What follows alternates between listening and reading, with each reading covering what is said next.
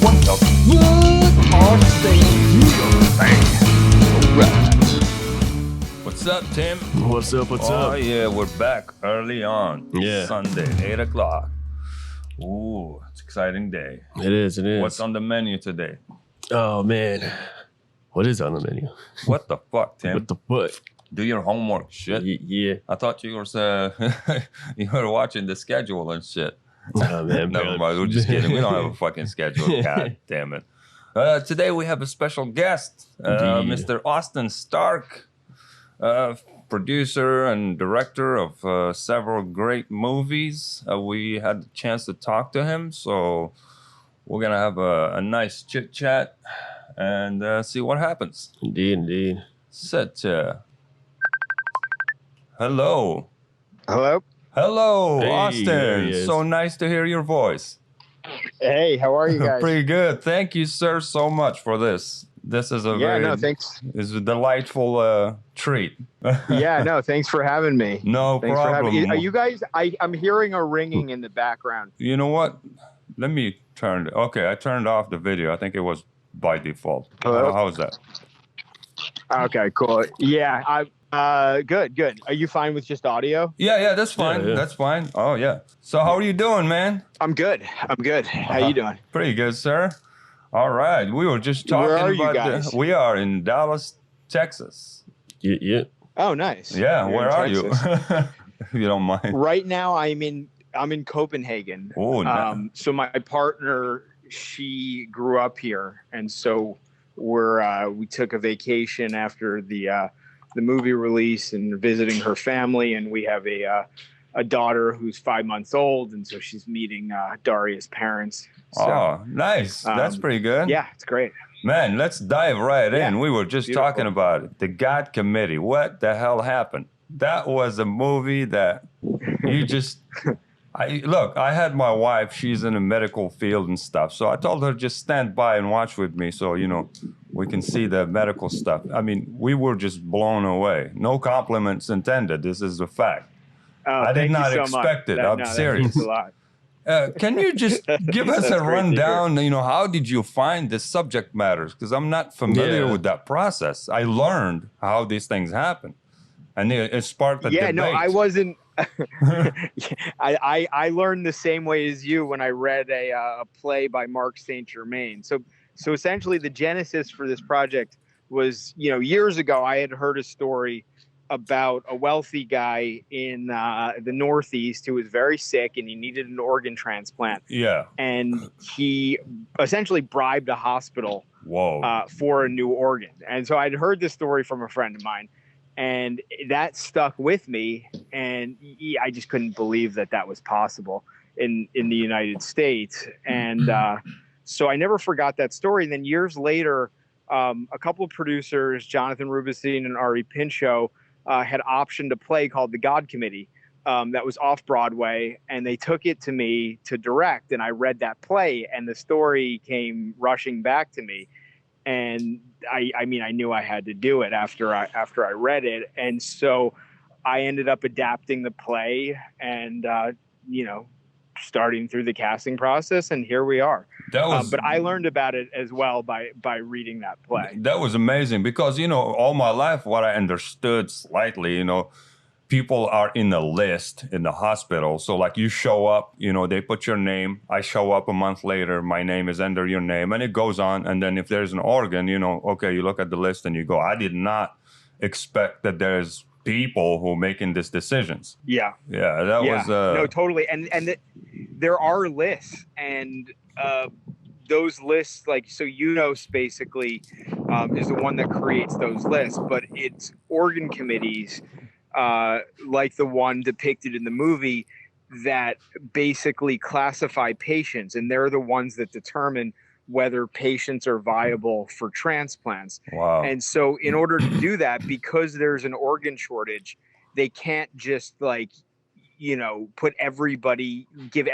an organ just because there aren't enough. And so the process exists. Like they need to figure out who's viable, so they're not wasting the precious few organs that are available. Yeah. And so they need to take into account social, psychological, and by proxy, economic factors when evaluating their patients. And it's a very gray area. Wow. And yeah, it's really compelling. Yeah, we were just how talking that about works. it. Of course, medical need.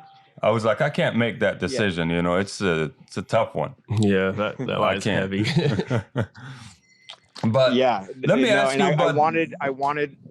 Yeah.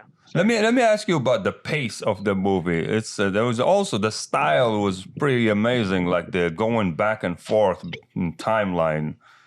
It took me a second. It was like, what's happening? And then I realized, you know, you're going back and forth. Was that your choice or? Yeah, that wasn't part of the play. So I would say the film is inspired by the play, but I wanted to put my own stamp on the material. And you certainly did. So essentially yeah, exactly. And so the play takes place primarily in the boardroom.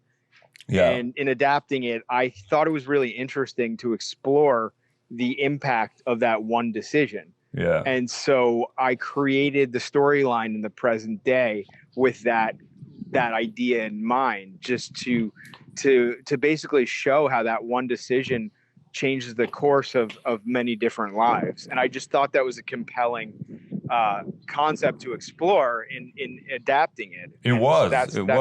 It was refreshing to see a pace that is unusual. You know, it takes you through the story and it gives you like a moment to think. Exactly. Yeah. Yeah. And to show like how important these decisions really are. Kelsey Graham was amazing, man. I was like, you know, I grew up knowing him from Frasier. He's awesome. From Frasier, the show. And he's like funny and witty and stuff. But in that movie, the performance, it's like I believed his real life. He's like that. It's completely different from what we're usually seeing him do. Yeah. Which is no, totally. He's fantastic. And I like that, you know, that you're not expecting it. And that's why he wanted to do the film too, because he said to me, you know, and we actually offered him Father Dunbar, the role that Coleman Domingo played in the film.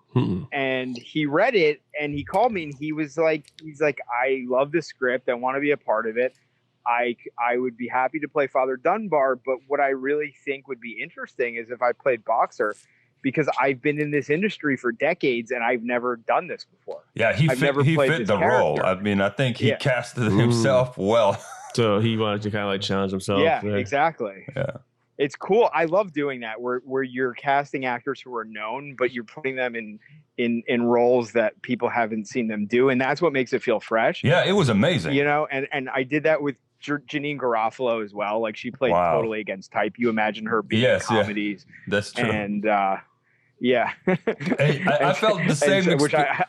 I felt the same experience as with Kelsey Graham as with the Runner. I remember, you know, when the Runner came out, Nicolas Cage. It's like I haven't seen him for a long time, and then he just came right out of nowhere in your film, and his performance in that movie was like kind of unusual. Nicolas Cage. Yeah, thank you. It was very sincere. It was like, dude, I was like, this guy. I mean, this is another Nicolas Cage, because that's about around the time when we were friends on Facebook, me and you. That's how I discovered you.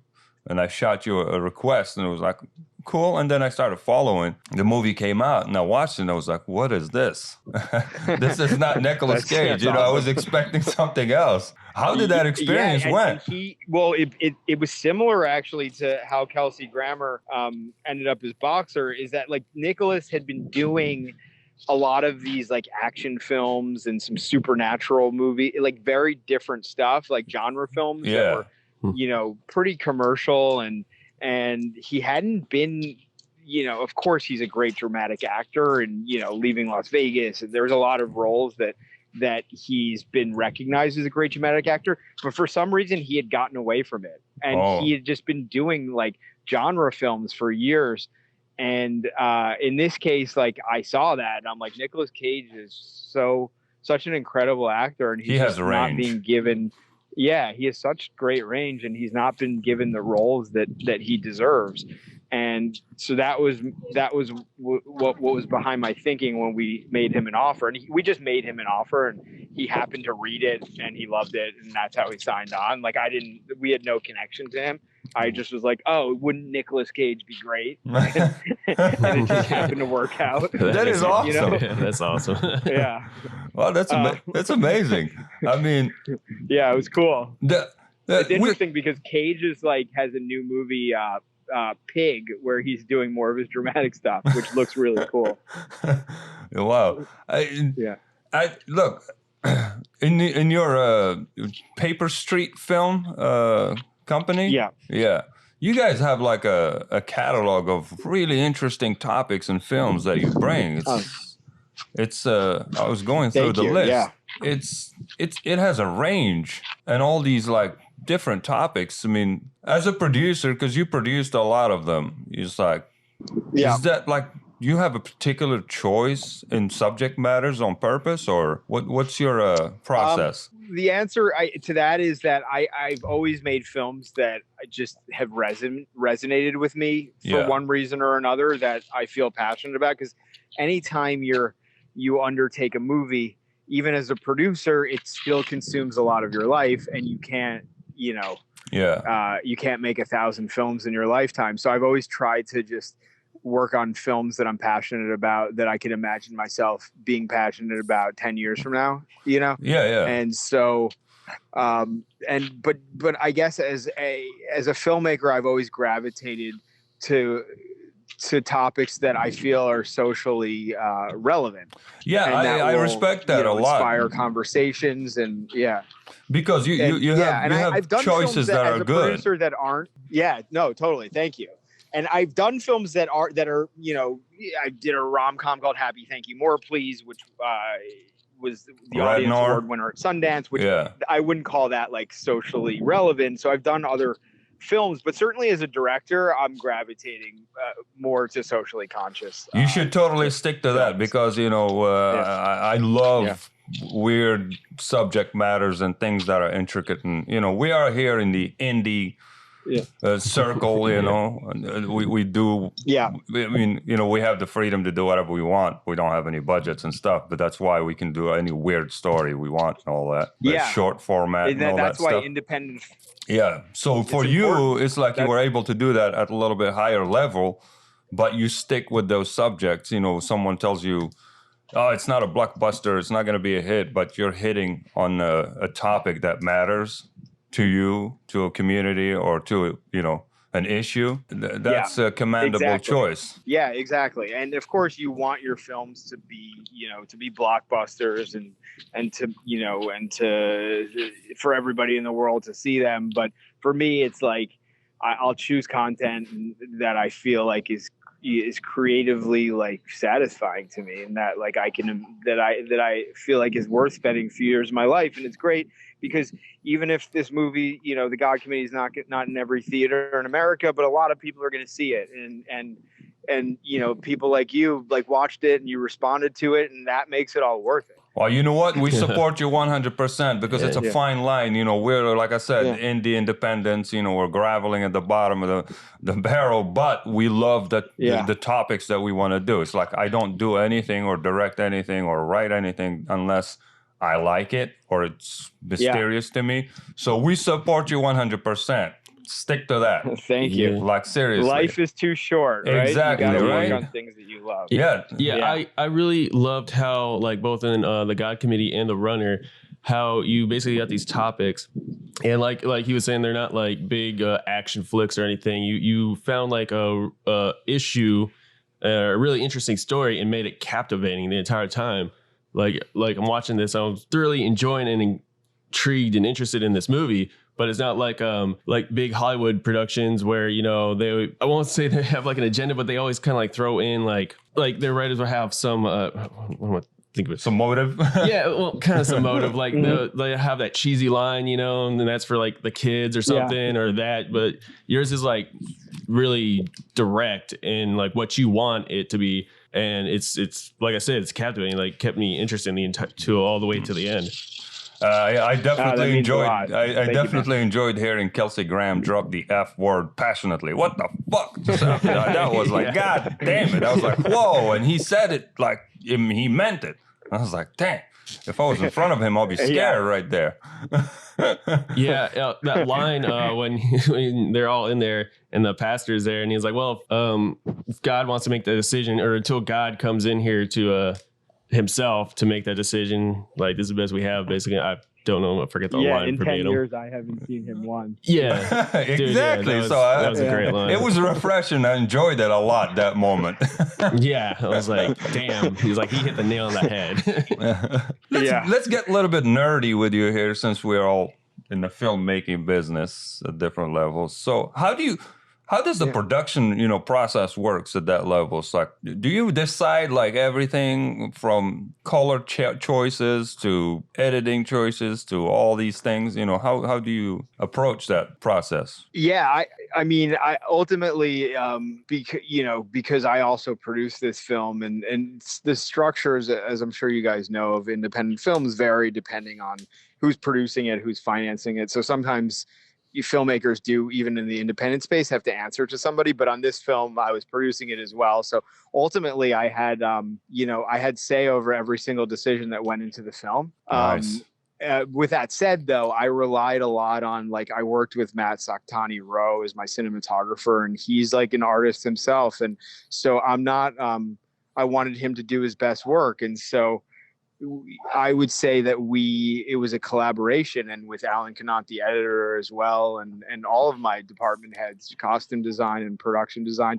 I choose people that I think are talented to work with, and I let them be artists and try not to impede too much on their process, but make sure that it's adhering to my vision of the film as well. And so rarely will I be like, oh no, I don't want this scene to have, for green to be the color of the scene. I want it to be like, rarely will I do that. And I'll kind of, we'll work together to come up with the visual language of the film. And so I'm not like a dictator in that sense. I like to let people be artists that I work with.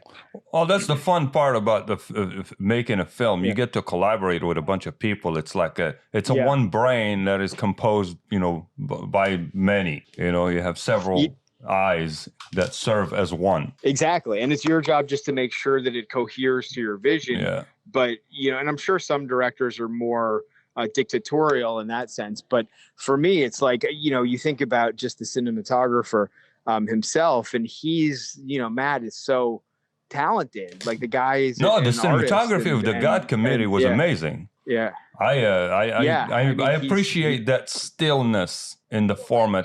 It's like you're walking through a still, painting. You're just walking through it, and it's still. It was smooth to watch. Yeah, no, and you could have made that hospital, because you're shooting so much of the film in a hospital. A lot of people would have just let the white walls just be, and and make it, and just like have a shaky camera and just like shoot at verite, which you could have done, but like we wanted to create a visual style really embrace something, and so from the color and to the way that the shots are composed, like if you notice, like over the course of those boardroom scenes, each scene gets gradually closer and closer. Yeah. The first scene is done in all wide shots, and by the end you're in all close-ups. And it starts to get claustrophobic. Yeah, exactly. Yeah. Did you shoot in the actual hospital? We shot at Woodhull Hospital in Brooklyn. Oh, nice. My wife is from New York, so she recognized the New York stuff. Yeah, we shot the film all in New York, and Woodhull was kind enough to let us shoot there, and they had some wings that they weren't using. Yeah. And so we ended up making a donation to the hospital. That's nice. So we would shoot in places that like were under construction, and we would dress them ourselves, or just wings that they weren't using because they didn't have the staff. Oh, that's cool. I mean, that kind of worked out with the setup, like in the movie, they were complaining about the hospital is in shambles and they need to do the remodeling and all that. And I was like, that fits. Oh, totally. It kind of It does feel similar, like it in did. reality, to the Yeah. hospital in the film, Yeah, for wow. sure. Yeah, the reason I was asking earlier, because there's a joke running in the indie scene here around, like with the orange and teal. Where do you stand on the orange and teal? With what? The color The choices. orange and teal. Yeah. Oh Maybe yeah. you don't know. Do you know that? Yeah, this whole thing. Yeah. You mean in my color choices in the film? No, or in films just in the general lately. There's an orange and teal? abuse of that palette. Yeah, you've seen a lot of I YouTube videos too. yeah, I haven't been tracking it that closely. Yeah, but I know what you're it's a talking running about. joke. It I hasn't know. been something that's been on my yeah. It's a running Now joke. I'll be seeing it everywhere. Yeah, I'm Yeah, sure. now Yeah. that's it. We got it in your head. Yeah, now that we pointed it out. Sorry, sorry, man. It'll ruin everything for me now. But Oh yeah. man, we apologize. I'm just kidding. We're trying to help you make a refined choice. Yeah, look, now Exactly. he's gonna I'll stay away from orange and teal. You're gonna make No, a movie stay away like, from it. Get those colors out of here. Oh, that's amazing. So the script was written, or did you write the script? I wrote it, but it's inspired by the play. Okay. So I basically, it's very different than the play, though. What I did was what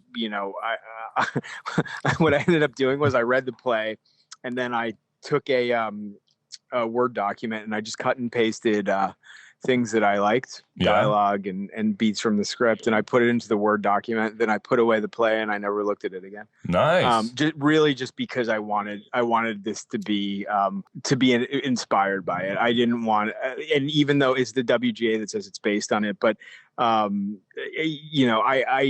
wanted to make it my own, and no, so that's great. I mean, I do the same thing. Yeah, Sometimes people hand me over a story, friends, I just read it. I just read it once and then I put it away and I sit down, I write from memory and from what the impressions, and I never look back at that story afterwards. Yeah, because you don't want it to influence you too much, Yeah. especially like with a lot of film adaptations of plays. I feel like haven't worked in the past, and I didn't want to fall into that trap of relying too heavily on it. So it's I didn't want it to feel like a play, in other words, because it's a different medium. Yeah, you're right. Yeah, that's right. Yeah, it's totally different media. It's like a huge gap. Yeah. So what's your future project?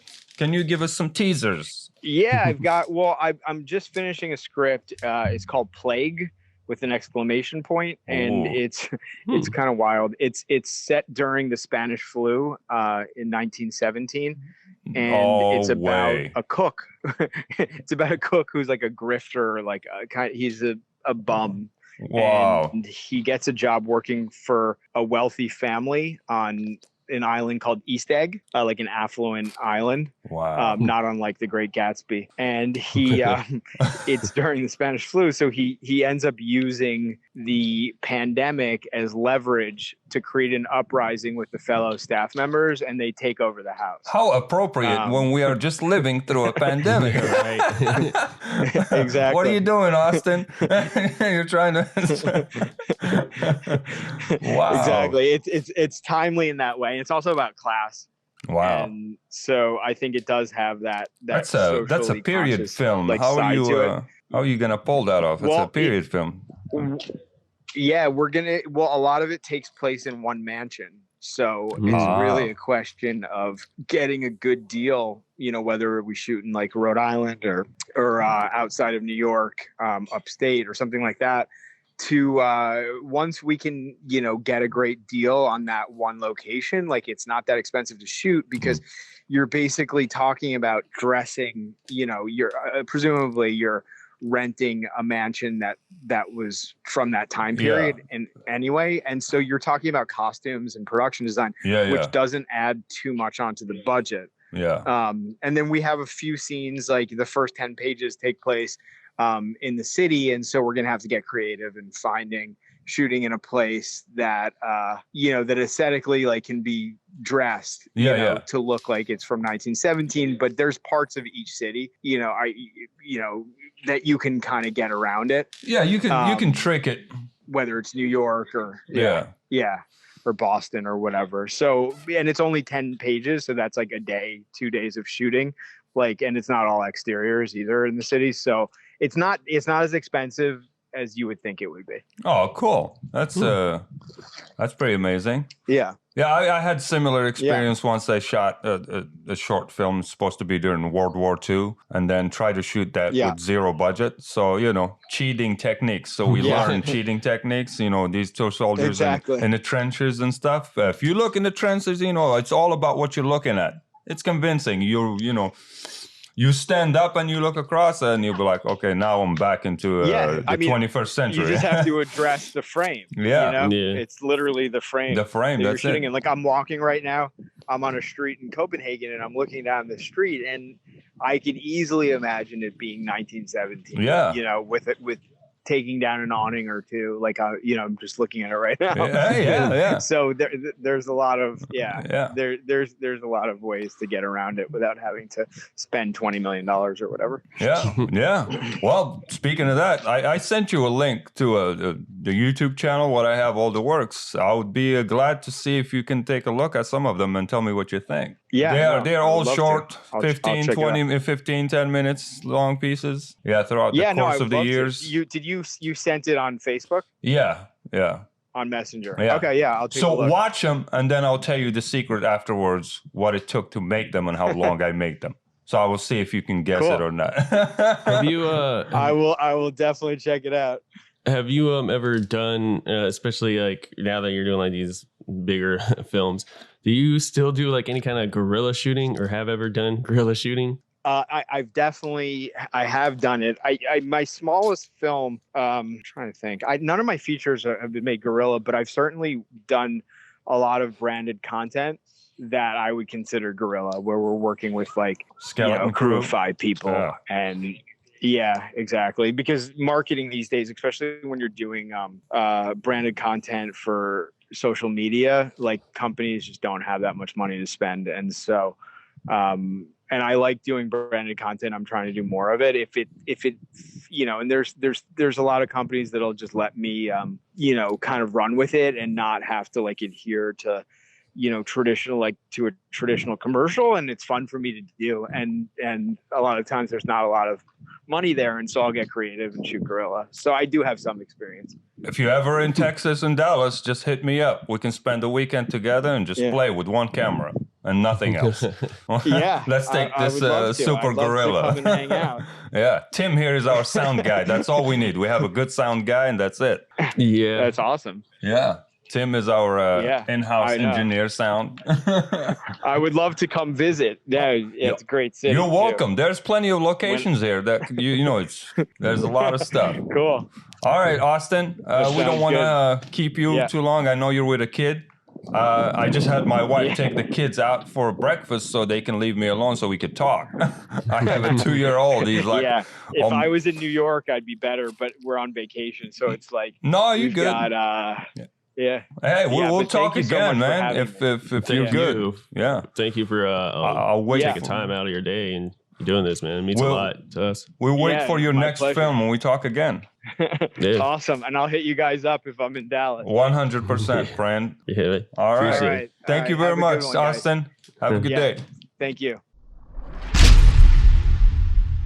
Serena Vasquez is dead. We can't waste a heart. It goes to somebody else in this hospital. It has to be beating by 11 a.m. We need to be prepping someone else by 9:30, the latest. Talk about getting thrown into the fire on your first day. Then sort through the matches, make a decision.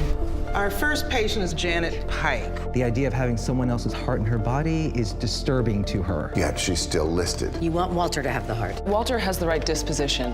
If I get rejected again, just let me go home. Man, what a movie. It was a great film. It was I should say film. A brain teaser. And a heart teaser. Yeah, I was about to say more of a heart teaser than anything. And everything. I mean, brain teaser, if you think about the philosophical impact of that stuff. It's it's the question. It's like, what do you do? Yeah. I don't know what I would do. I can't make that decision. No spoilers. We're not going to spoil it, but we're going to say things. So if you want to know what it is, you need to see this movie. And I highly recommend you see this Definitely movie. Check out The God Committee. It's it really opens a window to like what really goes on behind scenes. And It's an ethical issue. I mean, it's an ethical question. yeah, to have like that heavy of a decision to You're make. a doctor and you're faced with that decision. Yeah. Or a surgeon or whatever. What do? I can't do that. My wife is in the medical field. She tells me weird stories and things. I can't do that. Yeah, for It's just real. too much. Yeah, it's. I mean, I can make all the decisions, but there are certain limits to where I can go. Yeah, that entails people's lives and everything. And When it yeah, comes to someone economics. else's life, I'm paralyzed. I don't think I can make a decision. Yeah, it's not my life. You know, it's a tough thing. I mean, you got to command those people for doing this. Yeah, it's I not would for the never squeamish. cross that line. Dude, like just even opening up a body is really something you gotta. There's obviously That was a line you gotta get over to be able to even just do that. well, that one thing. But the big question is, would you decide who lives and dies? You know, I can't. Yeah, essentially. That's the big one. Yeah, cutting open one. You know, it's a training. You do that, you get over the stuff. Maybe not. But deciding who gets to live and die, that's a tricky one. Dude. Yeah, or maybe you need to. I don't know. It could go the other way. No, I would not. No, I mean I would personally. No, thank you. Austin Stark, please check out the film, The God Committee. God damn it. That was the shit. Indeed, man. Set to peace.